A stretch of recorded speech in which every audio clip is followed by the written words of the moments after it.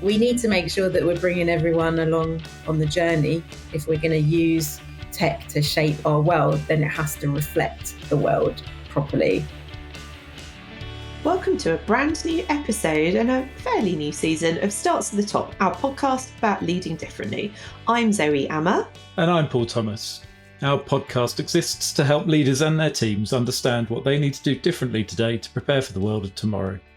We started Starts at the Top as a podcast about digital disruption, but we soon realised that leaders were telling us about something more important and more urgent, about how traditional ways of leading had changed forever. We make it our mission to speak to leaders who are carving out new ways of leading, covering topics from emerging tech to inclusion, from remote work to mental health and resilience, and from climate change to AI. If it's about the status of leadership in 2025, it will be on our podcast. And we're not here for the corporate case studies. We want to share stories from leaders who have learned lessons and made progress the hard way. We want our podcast to share ideas and to inspire others.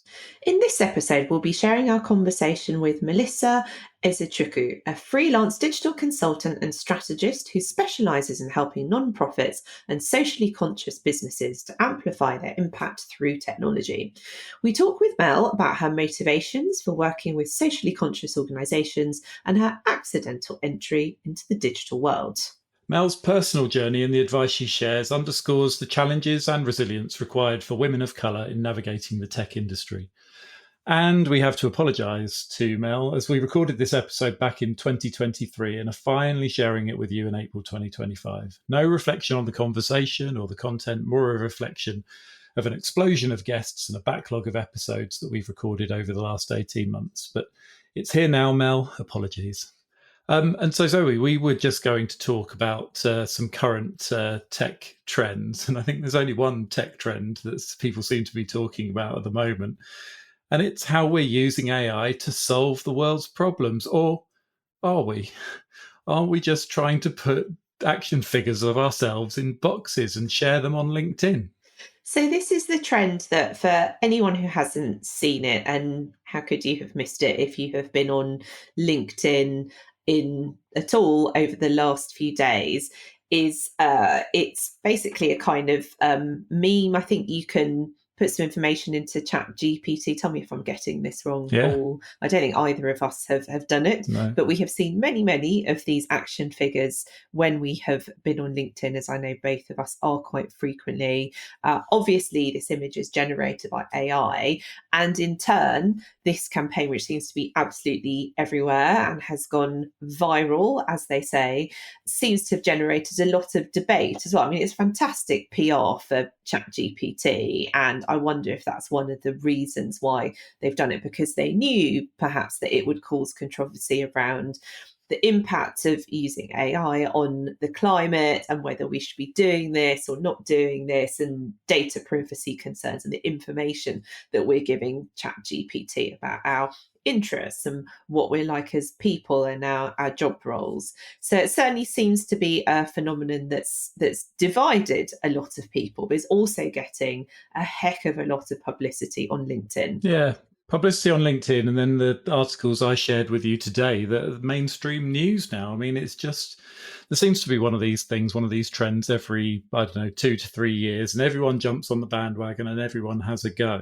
But I think it also comes at a time where the use cases for AI and what people can achieve with AI have really gone through the roof. Everyone's been talking about the impact and how generative AI in particular can really play a leading role in helping all sorts of industries with lots of different challenges ahead.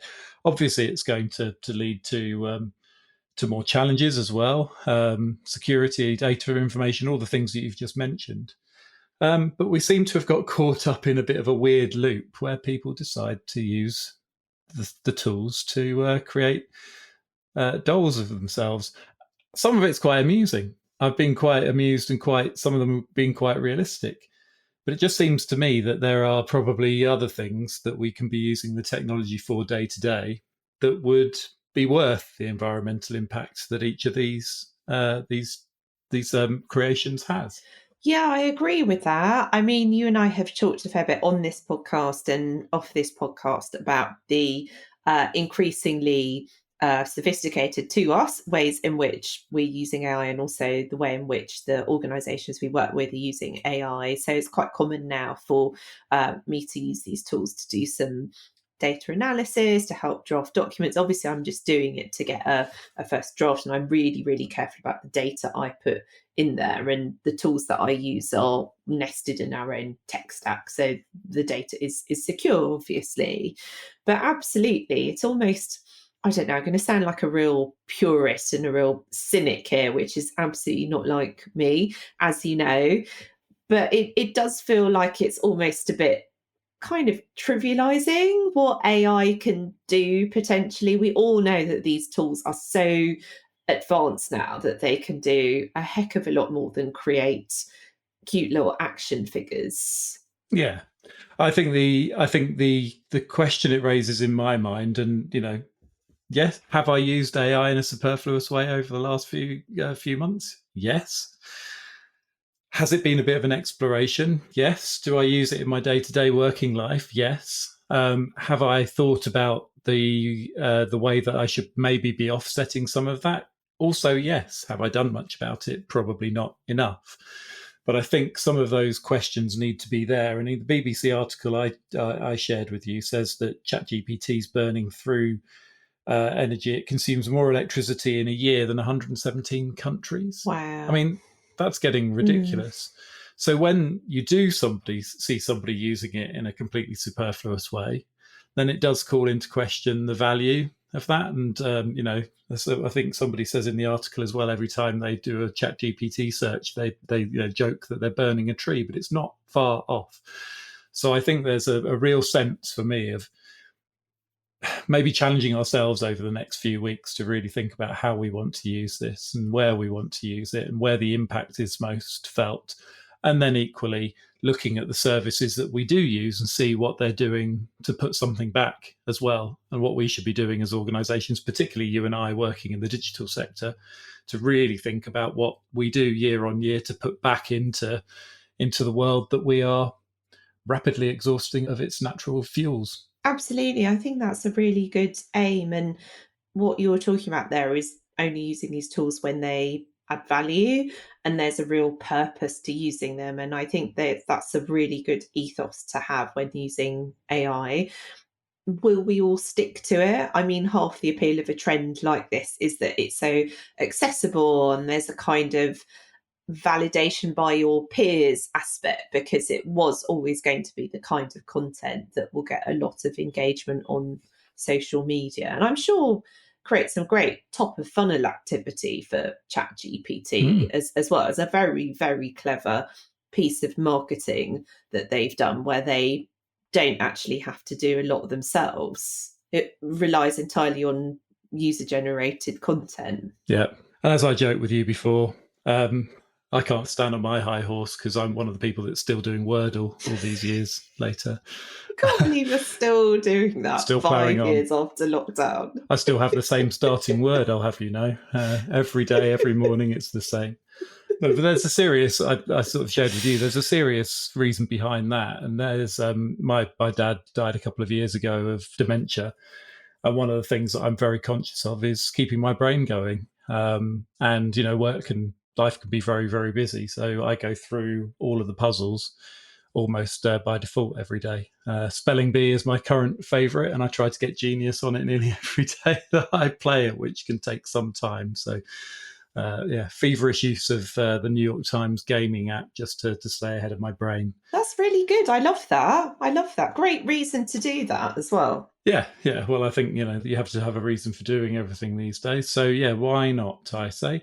It would be good to hear from our listeners on the sort of the outdated tech and things that they're doing from years ago. Anyone still playing Snake on their Nokia 3210? We'd like to know about it. There's got to be someone who's doing that. Please say that one of our listeners has still got a Nokia 3210. I mean, there was a trend, wasn't there? People using flip phones. That was quite a big thing a year or two ago. So there must be someone out there who's got one. I had a 3210, and I have to say the battery life was incredible. It used to last for at least a week. It was amazing. I miss those days. I do too. And a sort of a launch ahead to a couple of weeks' time. I will share more of this on a future episode, but I'm about to go on a digital detox week in the countryside. And one of the things that they do in this digital detox place that I'm going to is provide you with a Nokia 3210. I think it's a 3210. Anyway, it's a Nokia phone.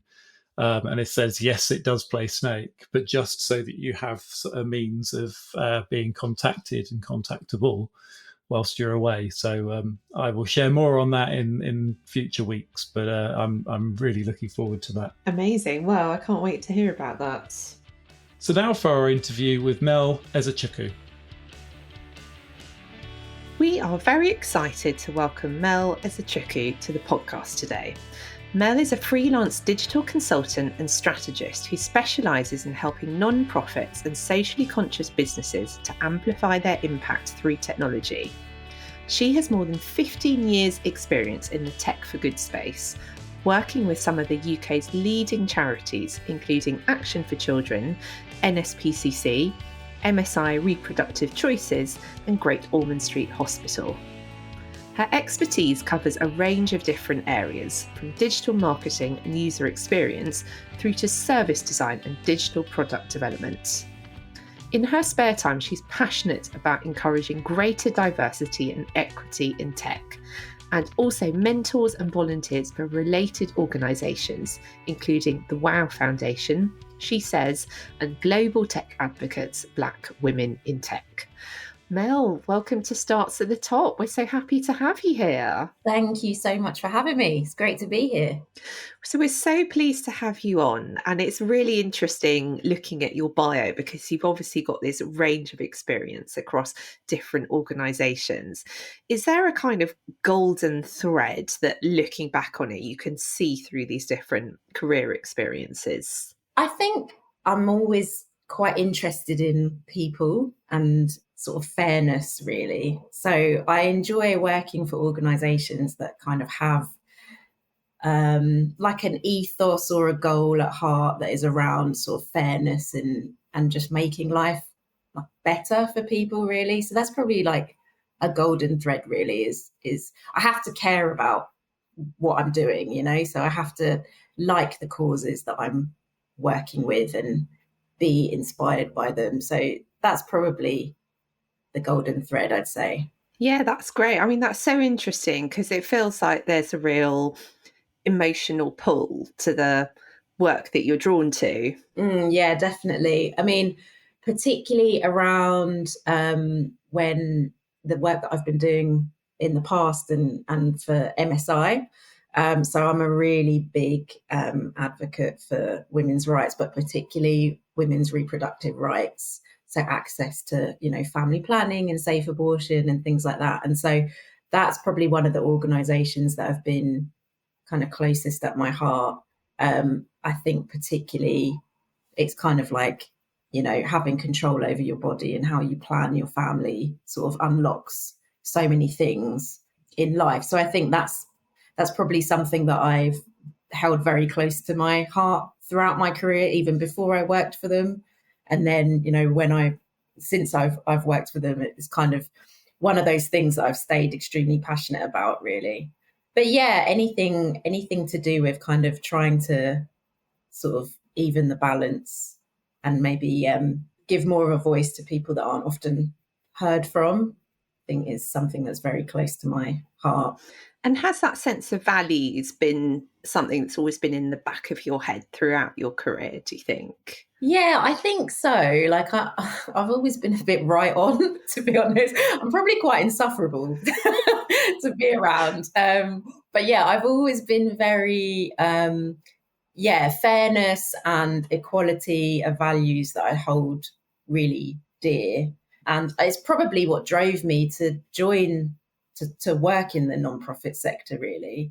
I mean, actually, before I wanted to join the nonprofit sector, I really wanted to be a journalist. So when I came out of university, I was looking to pursue journalism because, again, I think it's the idea of being able to share your views and being able to give a voice to subjects that maybe don't often get exposed, or bringing to light, triggering debate about things. But I just found it quite a difficult industry to break into, really. And I really needed to earn money when I came out of university. And a lot of journalism, it's probably still the same, but at the time it was all sort of unpaid internships, traveling into central London every day, and I just couldn't afford it. So I ended up taking, I wanted to do writing in some form, and I ended up taking a job on a website, writing for a website. And that's kind of how I got into digital, really, just taking that job. And, that started out as writing, and then it became more website editing. And then it just went from there, really. I realized that I quite liked it. So I'm quite lucky, I think, how I've ended up in digital. It wasn't really a conscious choice. I kind of fell into digital, actually, and I'm kind of glad, actually, that it happened that way, looking back on it. Yeah. Go on then. So share your origin story. My origin story? We're here today to talk to Mel. No, I know that, but so the point is, I fell into it accidentally as well. So I'm just wondering whether that is, you asked about a golden thread. So I wonder whether there is a sort of does anyone plan this career? Does anyone come out of university? Because at the time, we wouldn't have come into our careers thinking, oh, there's a massive opportunity here, perhaps. I mean, that opportunity has grown throughout the work that we've done and the opportunities that we've seen along the way, but it wasn't exactly a vocation, and certainly not one that, anyone in my background pushed me towards. I do feel like it's a lot more planned now. So I think, because I think at the time that I was in university and graduating, if you wanted to get into tech, you did computer science and you became a coder, really. And I never had the brain for that. There was no way that I was going to do computer science at university. And so I kind of got into it through the, using digital tools, writing for the web, all of that sort of thing. But I think now, I kind of speak to young people when I do the mentoring for WOW, and there is a lot more emphasis on wanting to go into things like content creation. So wanting to go into YouTube, be a YouTuber, wanting to create content for Instagram, wanting to stream what you're doing, stream your gaming, use YouTube as a platform. And so I think it is a bit more planned. I've never really seen the sector as being something where you need qualifications for it. But I think definitely people are thinking about it earlier than maybe they did before. Because I speak to, 16-year-old girls who, they're like, oh, I want to be a graphic designer when I finish college or university or whatever. And then you sort of ask them, okay, so what have you been doing? How have you been sort of thinking about that career? And they'll pull up Instagram and they'll be like, well, here's my portfolio. And they've just got a huge portfolio of excellent stuff that they've been working on since they were like 13 or something. So I think in a way they're more savvy about thinking about that stuff. I was very much just, it'll work out. I went to university to do something that I enjoyed doing, because my thinking was always, if I'm going to spend all of this money and be in debt for years and years and years, then I'd rather just do something that I enjoyed and that kept me interested. That would probably change now. If I was going to university, I'd probably want to do something that I knew was going to earn me cash when I graduated. But at the time, I just wanted to focus on what I enjoyed. And then I was kind of like, I'll worry about the career later. I had some ideas of things that I wanted to do, but I wasn't really savvy in terms of, properly researching how I was going to do that and kind of putting the legwork in. So how did that first job on the website then turn into something? How did that develop into you thinking, well, actually, there might be a career in this for me? I think I just enjoyed doing it, and I found it quite easy, really. So I was doing a lot of writing. I started off as a staff writer for a website called waterscape.com, which was actually the British Waterways leisure website. British Waterways is now the Canal and Rivers Trust. So it was their website that was all around like how to enjoy the canal and rivers and things like that. So I was helping manage that website, and I did a lot of writing about, days out and different weird and wonderful canal boats and things like that. I did spend time answering a few very odd user queries that would get sent to the website. That part I didn't particularly enjoy, but I liked the writing. I did I set up like their social media channels. I would do bits for their e-newsletter. And I liked it. I liked using content management systems. I liked uploading content and putting pages together and thinking about, something that I was writing potentially being seen, potentially is the word, being seen by anyone and everyone, like millions of people. Like when you put something on the internet, it's forever and it's, potentially open to everyone. And I liked the idea that I could, I wasn't a journalist, but I could write stuff that people would read. And then I just kind of carried on in that vein, really. Like I just enjoyed, I enjoyed writing and putting content together. And then from there, I stayed there for a few years, and then I kind of did the sort of traveling thing, and did a bit of temping and things like that on websites. And then I moved on to butlins.com. Every time I say that I worked at Butlins, people immediately assume that I was a redcoat, but I worked on their website, and that was a very different experience because that was very sales driven.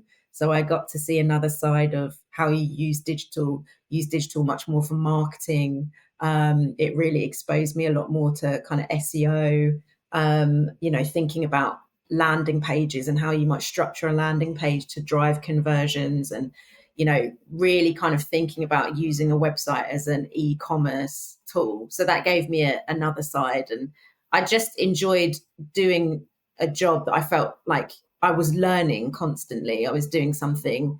And the more I spoke to people, the more I realized that a lot of people didn't really know what like digital was, or didn't really know about digital jobs. And so I kind of thought, oh, maybe I'd stay in this actually, because it gives me a bit of an edge. Wow. So that's a really interesting kind of route in, isn't it? All very organic, and I totally relate to that. I think some of the fun of it comes from just having fallen into it and finding something you love.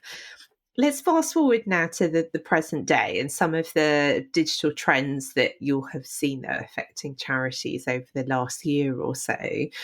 What are those trends that are particularly on your radar, and are there any which you think that charities are finding especially challenging? Yeah, I mean, it's so funny because I think like as much as things change, some things just stay the same. And for as long as I've been working in this career, the big challenges have always been around like things like, lack of resource for digital, lack of funding for digital. So often digital being seen as a thing that's like one and done. So you spend a big chunk of money every few years on completely redoing your website, but you don't necessarily look at digital as something you invest in ongoing. So that's always been a big challenge, and also kind of siloed working or siloed innovation. So little pockets of people or little teams doing great things or working in different ways, maybe working in a very agile way that then kind of doesn't translate to the rest of the organization or filter through to the rest of the organization. So I think those are kind of the big challenges that I see all the time working with organizations. I'd say in terms of kind of trends, I mean, and things that, charities are interested in, obviously the big one is AI. I think that's just on the tip of, it's at the forefront of everyone's mind. I think with the conversations that I've had, it tends to be a lot more around how you use AI to better surface information. And how you might use AI to answer people's queries. So particularly people that are very time poor. I think people are starting to think about it now in terms of, does a traditional website and a traditional website structure serve us, or are there better ways that we can be using AI to help surface content in a more personalized way. I think automation is another big thing as well, which is obviously really closely linked to AI, but definitely a lot of charities and organizations wanting to look at what are the kind of repetitive admin-y bits that we can just take off our hands, and then we can free up our time to use it in much more meaningful ways.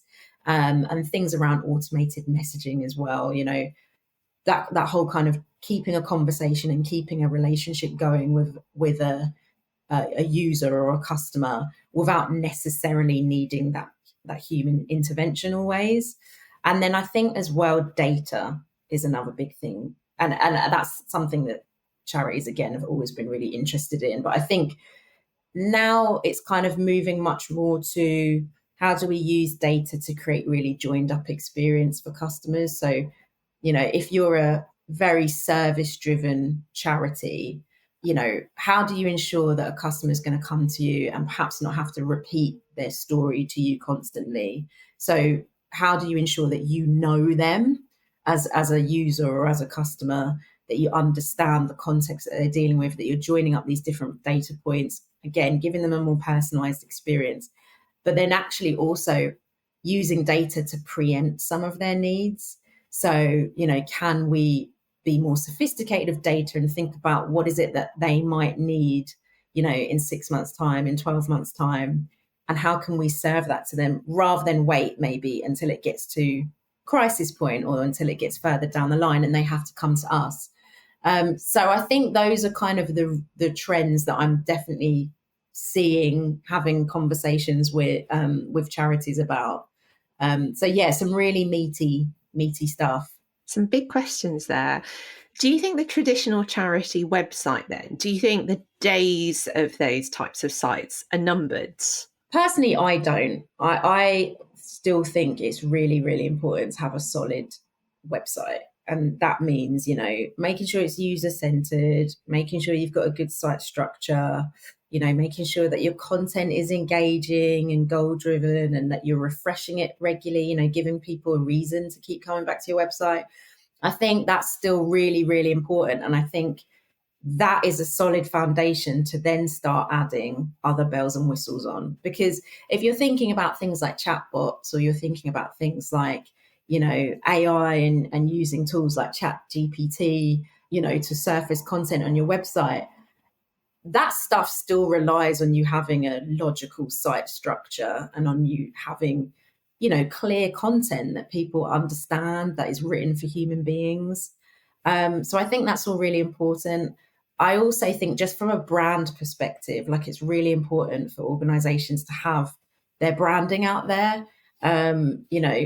Go on Google, are you claiming enough real estate on there? You might have Wikipedia, you might have different social channels, and your website is kind of like we always talk about it being like your central point of truth, because it's the thing that you own.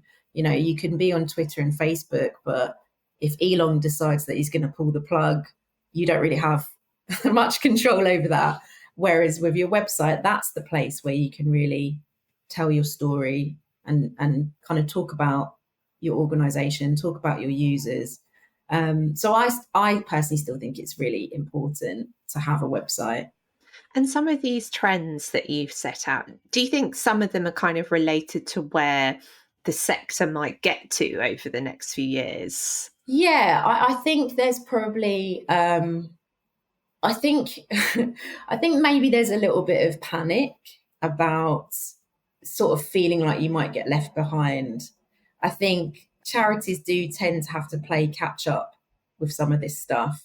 They don't have the money or the staff that, if you're a big corporation, they don't have that a lot of the time. And so they're kind of always playing catch up with that stuff. And I think when you see kind of headlines and you're seeing stuff like this on the news, but also users' expectations are starting to change and are constantly changing. So I think people now, they have an expectation of organizations and of their experience with them that, rightly or wrongly, they apply to everyone. So we all know how easy it is, if you're going on Amazon, to buy something, it's literally one click and it's done and it's coming to your house the next day if you've got Prime.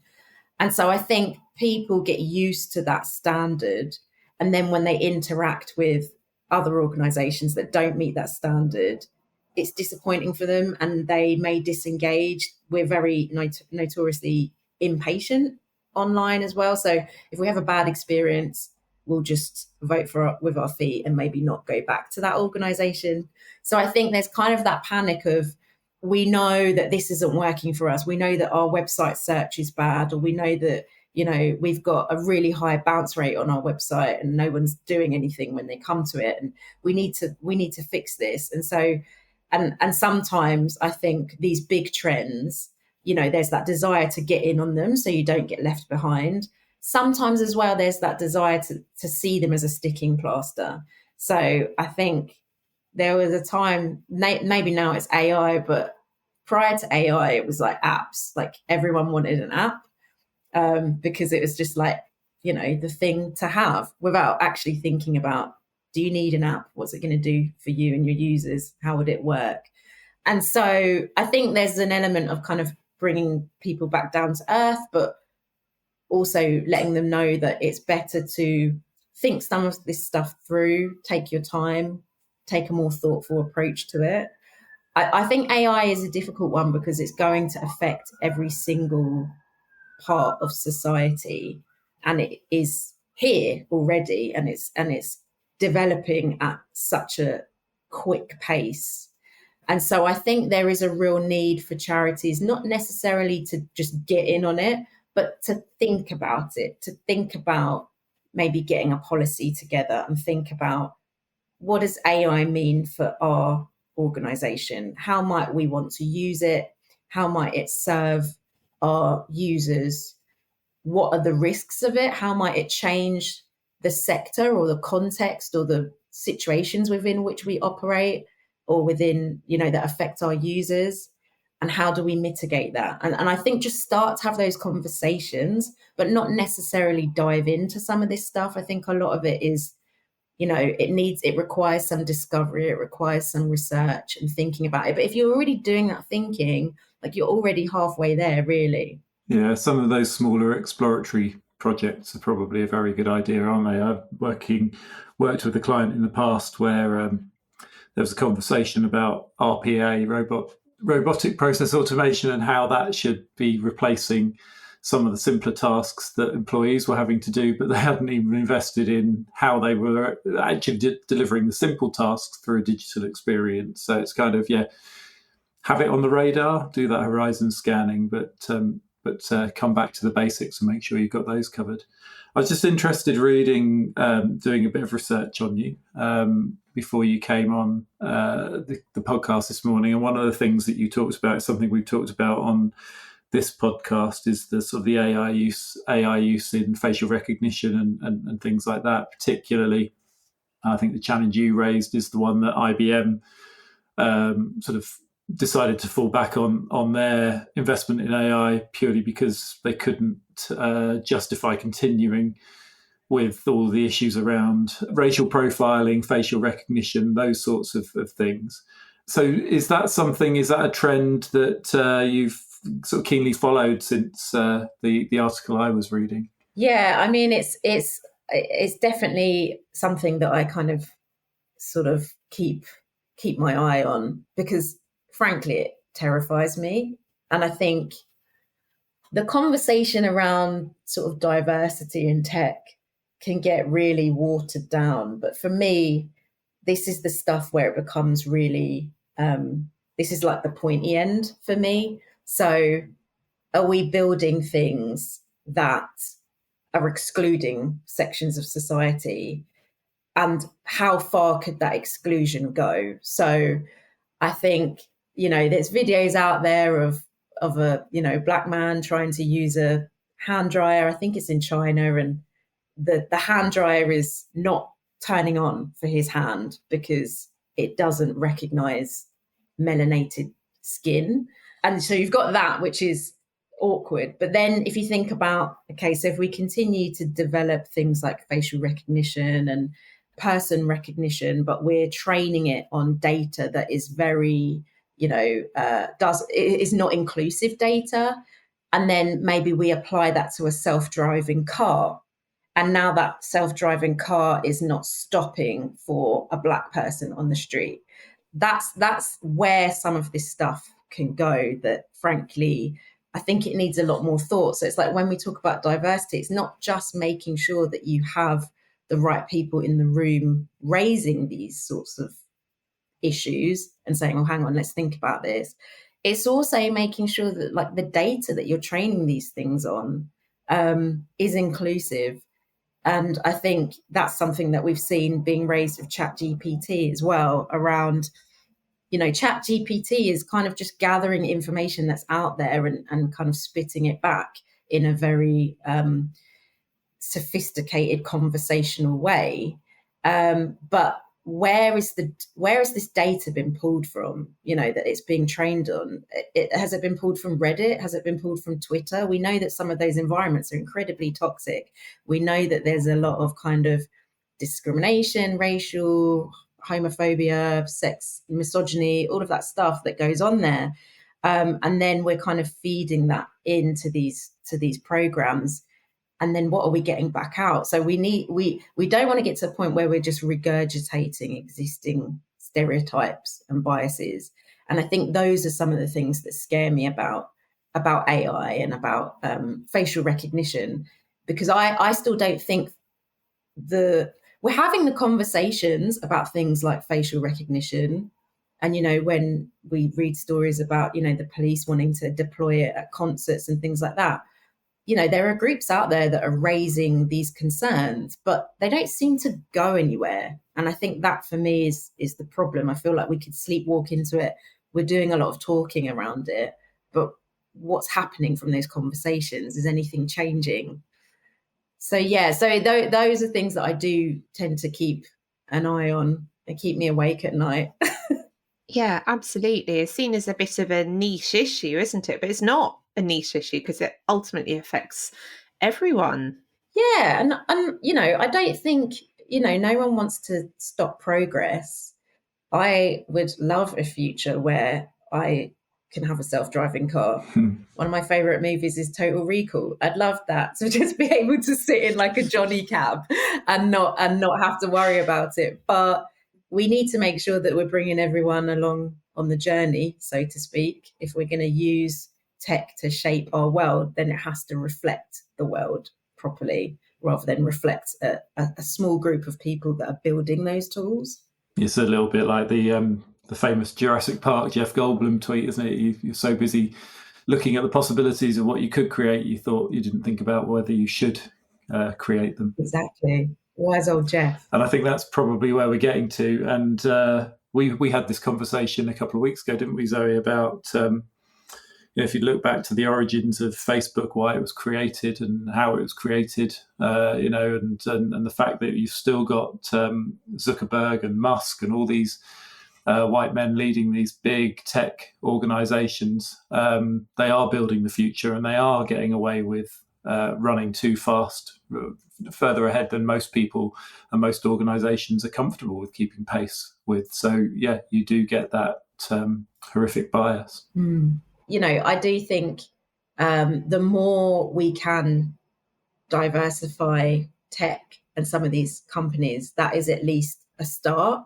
And I think we are seeing, particularly in some of the communities that I'm in, seeing a lot more people of color, particularly Black women and Asian women, become coders and start to build their own companies, start to build their own startups, their own products, because they were perhaps being ignored or this products weren't serving them. So they're going out and they're kind of creating their own things, and kind of there is such a drive amongst women of color to get into the tech and digital sector. And I find that really, really heartening, because I think even just making sure that those people are in the room when some of these decisions are made and can be kind of voices of reason or just give another perspective, I think that's really important. And so definitely I think things are moving in the right direction. in terms of that. We still have, if you think about funding that goes to women-led and particularly women of colour-led startups, they still get a tiny fraction of all VC funding. So definitely that needs to change. But I think in terms of the coders and the people starting to build some of these products, we're definitely seeing a lot more people of colour into the sector. So that's really encouraging. And on that note, can you tell us about Black Women in Tech? Because you're a committee member there, aren't you? Well, I was a committee member up until earlier this year. But I still kind of keep involved with that community. So it's a great organisation. It's all around kind of forging networks really for Black and women of colour to help get into tech. Some are working in different sectors but interested in getting into tech or just starting their tech journey. Others are maybe looking to transition into different kinds of roles within tech. So product management, for example, is something that comes up a lot. Coding is something that comes up a lot. So yeah, it's really kind of, being able to build up your network, find your tribe, come to events where you learn about different aspects of tech, or you learn about things like building your personal brand or career negotiation, things like that. So there's lots of events that go on. And one of the things that I was doing for them was looking into doing some research around a mentoring strategy, so thinking about how mentoring might work within the community. And I was also helping with events. So there was a big festival that happened last October called Voices in the Shadows, and I was moderating a panel for that and doing a bit of emceeing there. So, and we had some really great speakers as well. So yeah, great organisation. I've had to pull back a little bit from it now just because of time, but I try and kind of that's kind of one of the areas that I sort of try and have an impact on women in the sector. And then I also mentor for a couple of organisations as well. Amazing. And just before we wrap up, when we spoke a few weeks ago, we were comparing notes, weren't we, as women of colour working in tech. If you could go back to younger Mel, is there any advice that you would give her? Oh, that's such a good question. What advice would I give her? What advice would I give her? There's probably two bits of advice. So I think number one is I would really concentrate on building up my network and really finding a group of people that understand some of the challenges that I'm dealing with. So forums like, GTA Black Women in Tech, I think just making sure that you have that outside perspective that understands some of the challenges that you're dealing with and can help sort of validate some of your concerns or issues. So that would be one, sort of find my tribe. And then probably the other bit of advice would probably be to not take so much to heart. I think imposter syndrome is really real, and I think I kind of sort of battled things on a few fronts, being a woman and also being a woman of colour. And then thirdly, just for a lot of my career, probably not now, but for a lot of my career, I looked quite young. And so I think often I didn't get taken seriously because of those three things combined. And I really used to kind of see that as a me problem and perhaps try and sort of adapt myself, dress older or act a certain way to try and sort of fend off some of that stuff. Whereas I think now I probably wouldn't bother. I wouldn't see that as a me problem. I think it's a them problem. And, I'd probably try and not take it to heart so much and just get on with what I got to get on with. I love that, Mel. It's a them problem, not a me problem. Completely with you on that. I think that's absolutely right. It's a problem with the environment, not you. Yeah, definitely.